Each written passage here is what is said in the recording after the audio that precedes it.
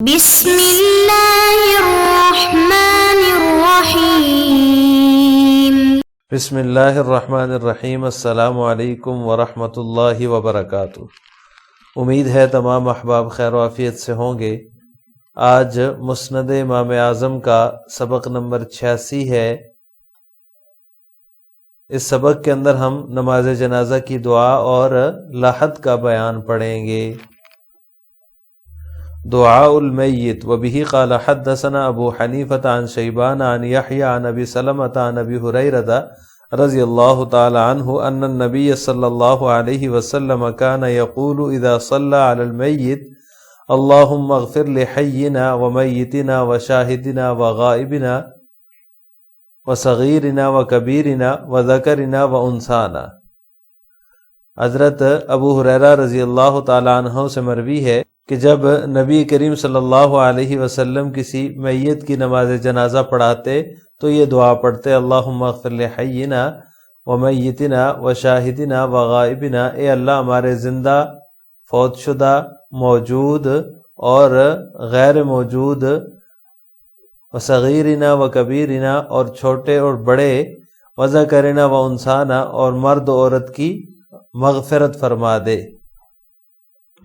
عزیز طلبہ، اس روایت کے اندر نماز جنازہ کی دعا کا بیان ہے کہ جس کے اندر یہ ہے کہ آپ صلی اللہ علیہ وسلم جب کسی کی نماز جنازہ پڑھاتے تو یہ دعا پڑھتے کہ ہمارے زندہ، فوت شدہ، موجود، غیر موجود اور چھوٹے بڑے جو ہے وہ مرد عورت ہر کسی کی مغفرت فرما دے۔ مذاہب عالم کے اندر مردہ جو ہوتا ہے اس کے ساتھ الگ الگ معاملہ کیا جاتا ہے۔ کسی کے ہاں تو مردہ کو جلایا جاتا ہے تو کسی کے ہاں سمندر میں پھینکا جاتا ہے، کسی کی لاش کو جو ہے وہ اونچی جگہ پر چھوڑ دیا جاتا ہے، پہاڑ کی چوٹی پر رکھ دیا جاتا ہے تاکہ چرند پرند اس کو جو ہے وہ کھا لیں اور ختم ہو جائے۔ لیکن اسلام ایک ایسا مذہب ہے کہ اپنے ماننے والوں کو موت کے بعد بھی یہ ایک اعزازی شان سے اگلے جہان رخصت کرنے کی تعلیم دیتا ہے اور طریقہ بتاتا ہے کہ میت کو غسل دینا، کفن کی چادریں لپیٹنا، نماز جنازہ پڑھنا، اس کی چارپائی کو کندھا دینا، قبرستان لے کر جانا، قبر میں اتارنا، پھر قبلہ رخ کرنا، پھر دعا پڑھتے ہوئے اسے سپرد خاک کرنا، یہ سارے طریقہ جو ہے نا پورا ایک طریقہ اسلام سکھاتا ہے۔ یہ ایک اعزازی شان ہے جو ہے وہ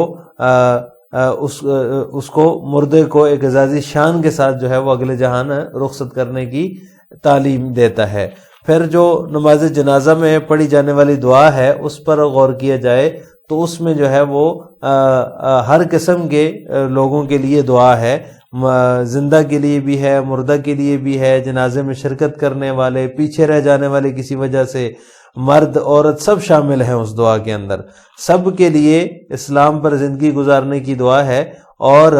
ایمان پر موت کی دعا ہے۔ یہ جو روایت ابھی آپ کے سامنے گزری ہے اس میں دعا مختصر ہے، وذکرنا وانثانا تک ہے، لیکن اگر دوسری احادیث میں جو دعا مذکور ہے اس کو بھی ملایا جائے تو اس میں اللہم من احییتہ منا فاحیہ علی الاسلام ومن توفیتہ منا فتوفہ علی الایمان کے الفاظ بھی ہیں، تو اس میں جو ہے وہ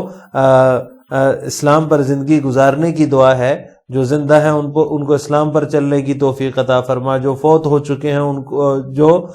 جو ہے وہ ان کو ایمان پر موت نصیب فرما، مرنے والوں کو، تو یہ دعا بھی اس میں شامل ہے۔ تو پوری دعا جو ہے وہ اس طرح بن جاتی ہے۔ اس کے اندر جو ہے وہ ذکرنا و انسانہ تک ہے، اور دیگر روایات کے اندر جو ترمذی، ابو داؤد، مسند احمد وغیرہ میں مذکور ہیں اس میں جو ہے وہ یہ الفاظ بھی ہیں، اللہم من احییتہ منا فاحیہ علی الاسلام۔ تو اس سے پتہ چلتا ہے کہ اسلام اپنے ماننے والوں کو موت کے بعد بھی ایک اعزازی شان عطا کرتا ہے، اعزازی شان کے ساتھ بڑے اہتمام کے ساتھ اس کو اگلے جہاں رخصت کرنے کی تعلیم دیتا ہے۔ اب نماز جنازہ کی جو دعا ہے اس میں اگر مزید آپ غور کریں تو اس میں زندوں کا ذکر پہلے ہے اللہم اغفر لحینا ومیتنا، اور مردہ کا ذکر بعد میں ہے، حالانکہ یہ نماز جنازہ کی دعا ہے، اس میں تو مردے کو پہلے ہونا چاہیے، جنازہ تو مردے کا ہو رہا ہے، لہذا اس کا ذکر بھی پہلے ہونا چاہیے۔ تو اس میں حکمت یہ ہے کہ جنازہ در حقیقت اللہ تعالیٰ کی بارگاہ میں مردے کی سفارش کرنا ہے، اس کے لیے وہ سفارش ہے کہ جو شخص نماز جنازہ پڑھ رہا ہے گویا کہ وہ اللہ تعالیٰ کے ہاں اس کی مردے کی سفارش کر رہا ہے۔ تو سفارش کرنے کے لیے سفارش کرنے والے کا منظور نظر ہونا بھی ضروری ہے، اس لیے یہاں پر جو ہے اس دعا کے اندر اللہم اغفر لی حینا، پہلے زندہ کے لیے دعا کی گئی کہ وہ جو ہے منظور نظر ہونے کے قابل ہو جائے، پہلے وہ اپنے گناہوں کی معافی مانگتا ہے تاکہ اللہ کی نظر میں وہ خود جو ہے وہ سفارش کرنے کے قابل ہو جائے، اور پھر وہ مردہ کے لیے دعا کرتا ہے، اور پھر اس کی دعا کے اندر جو ہے وہ ایک قسم کی طاقت آ جاتی ہے، اس کی سفارش جو ہے وہ مانی جاتی ہے، دوسرے کے حق میں اس کی سفارش قبول کی جاتی ہے۔ اور تو اس صورت میں جو ہے وہ مردے کا ہی بھلا ہے کہ پہلے جو شخص اس کی سفارش کر رہا ہے وہ اپنی معافی مانگ کر اپنے آپ کو منظور نظر بنا کر جو ہے وہ مردے کے لیے سفارش کر رہا ہے، تو اس قبولیت کی صورت میں پھر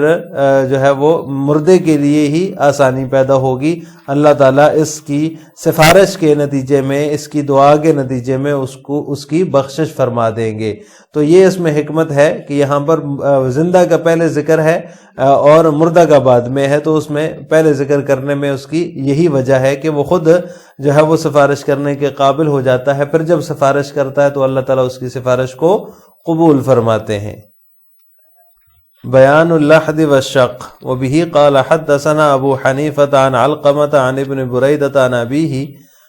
قال الحد للنبی صلی اللہ علیہ وسلم واخذ من قبل القبلة ونصب علیہ اللبن نصبا۔ حضرت بریدہ رضی اللہ تعالی عنہ سے مروی ہے، وہ فرماتے ہیں کہ رسول اللہ صلی اللہ علیہ وسلم کے لیے لحد بنائی گئی تھی، اور وَأُخِذَ مِن قِبَلِ الْقِبْلَةِ، اور قبلہ رخ کر کے آپ صلی اللہ علیہ وسلم کو لٹایا گیا، وَنُصِبَ عَلَيْهِ اللَّبِنُ نَصْبًا، اور اس کے بعد قبر مبارک پر کچی اینٹیں نصب کر دی گئیں۔ عزیز طلبہ، اس روایت کے اندر آپ صلی اللہ علیہ وسلم کی وفات کا، وصال کا ذکر ہے کہ آپ صلی اللہ علیہ وسلم نے جب اس دنیا سے پردہ فرمایا تو اس دن آپ صلی اللہ علیہ وسلم کو لاحد میں اتارا گیا، یعنی لاحد بنائی گئی قبر جو تھی آپ صلی اللہ علیہ وسلم کی، وہ بغلی قبر تھی۔ تو اس طرح آپ صلی اللہ علیہ وسلم کو قبلہ رخ کر کے لٹایا گیا اور پھر کچی اینٹوں سے اس کی بغل کو بند کر دیا گیا۔ سرکار دو عالم صلی اللہ علیہ وسلم کی جو وصال ہے، آپ صلی اللہ علیہ وسلم کا جو انتقال ہے، وہ یقیناً اس دن ایک قیامت صغریٰ برپا تھی۔ سب صحابہ کرام جو ہے وہ حواس باختہ تھے، چونکہ آپ صلی اللہ علیہ وسلم وجہ تخلیق کائنات ہیں، حوض کوثر کے صاحب حوض کوثر ہے، نبی آخر الزماں ہے اور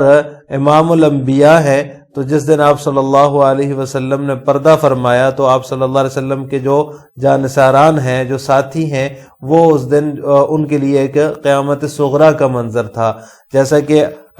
آتا ہے روایات میں کہ حضرت عمر رضی اللہ تعالیٰ عنہ نے یہ اعلان فرما دیا کہ جس نے یہ کہا کہ آپ صلی اللہ علیہ وسلم فوت ہو گئے ہیں، میں اس کی گردن اڑا دوں گا۔ اتنے جو ہے وہ بہادر شخص اور اتنے جو ہے وہ عبقری شخصیت جو تھے، وہ بھی اس دن اپنے حواس کھو بیٹھے تھے۔ حضرت ابوبکر صدیق رضی اللہ تعالیٰ عنہ نے جو ہے وہ اعلان فرمایا اور بڑی ہمت کے ساتھ اور بڑی بہادری کے ساتھ کھڑے ہوئے اور اعلان فرمایا کہ جو شخص حضرت محمد صلی اللہ علیہ وسلم کی جو ہے وہ عبادت کیا کرتا تھا، وہ سمجھ لے کہ آج وہ ہم سے رخصت ہو گئے ہیں، اور جو شخص اللہ کی عبادت کرتا ہے وہ آج بھی حی قیوم ہے، وہ زندہ ہے، اس کو کبھی موت نہیں آئے گی۔ تو جس دن آپ صلی اللہ علیہ وسلم کی وصال کا یہ حادثہ پیش آیا، یہ بہت بڑا سانحہ تھا۔ تو مدینہ منورہ کے اندر جو قبریں بنانے کے لیے مشہور تھے تو وہ دو صحابہ کرام تھے، ایک ابو طلحہ رضی اللہ تعالیٰ عنہ اور دوسرے ابو عبیدہ بن جراح رضی اللہ تعالیٰ عنہ۔ یہ قبریں کھودنے کے لیے مشہور تھے۔ حضرت ابو طلحہ جو تھے وہ بغلی قبر بناتے تھے جسے لحد بھی کہا جاتا ہے، اور حضرت ابو عبیدہ بن جراح رضی اللہ تعالیٰ عنہ جو قبر کھودتے تھے اسے شق کہا جاتا ہے، یعنی سیدھی قبر کھودتے تھے، بغلی قبر نہیں کھودتے تھے۔ تو جب آپ صلی اللہ علیہ وسلم کا یہ سانحہ ارتحال پیش آیا تو اس دن جو ہے وہ اختلاف رائے ہو گیا کہ کس طرح کی قبر آپ صلی اللہ علیہ وسلم کے لیے بنائی جائے۔ تو پھر یہ طے پایا کہ یہ دونوں صحابہ جو ہیں ان کے پاس پیغام بھیجا جائے، جو ان میں سے پہلے آ جائے اس کی جو ہے وہ اسی طرح کی قبر بنائی جائے۔ یعنی اگر حضرت ابو طلحہ آ جاتے ہیں تو وہ بغلی قبر بناتے ہیں تو بغلی بنائی جائے، اگر حضرت ابو عبیدہ بن جراح پہلے پہنچ جاتے ہیں تو وہ پھر شق والی قبر جو ہے وہ سیدھی قبر جیسے بنائی جاتی ہے اس طرح کی قبر بنا لی جائے۔ تو جب ان کے پاس پیغام بھیجا گیا تو یہ سعادت حضرت ابو طلحہ رضی اللہ تعالی عنہ کے حصے میں آئی، انہوں نے آپ صلی اللہ علیہ وسلم کی قبر لحد بنائی۔ پھر تو آپ صلی اللہ علیہ وسلم کو لحد کے اندر اتارا گیا، جس کا اس روایت کے اندر ذکر ہے۔ سر کی طرف سے آپ صلی اللہ علیہ وسلم کو لحد میں داخل کیا گیا اور بغل کو 9 عدد کچی اینٹوں سے پھر بند کر دیا گیا، جیسا کہ اس حدیث میں ذکر ہے۔ اس میں تعداد مذکور نہیں ہے لیکن دیگر روایات کے اندر یہ ہے کہ 9 عدد کچی اینٹیں تھیں جن سے اس کی بغل کو، قبر کی بغل کو بند کر دیا گیا، اور اس کے بعد پھر قبر کے اوپر مٹی ڈال کر برابر کر دیا گیا۔ لہٰذا آج کے سبق کا خلاصہ یہ ہوا کہ ہم نے جنازہ کی دعا اور لحد کے بیان کی تفصیل پڑھی ہے۔ جنازے کی دعا اللہم اغفر لحینا و میتنا و شاہدنا و غائبنا و صغیرنا و کبیرنا و ذکرنا و انسانا، اور دوسری روایات کو ساتھ ملاتے ہوئے اللہم من احییتہ منا فاحیہ علی الاسلام ومن توفیتہ منا فتوفہ علی الایمان۔ اور اسی طرح لحد کا جو بیان تھا حدیث میں کہ آپ صلی اللہ علیہ وسلم کی قبر مبارک لحد تھی یا شق تھی، اس کی بھی تفصیل پڑی ہے۔ آخر میں آپ سے 2 سوال ہیں۔ نمبر 1، آپ صلی اللہ علیہ وسلم کی قبر مبارک لحد تھی یا شق؟ نمبر 2، نماز جنازہ کی دعا کیا ہے؟ ان دونوں سوالوں کا جواب آپ نے کمنٹ باکس میں دینا ہے۔ السلام علیکم ورحمۃ اللہ وبرکاتہ۔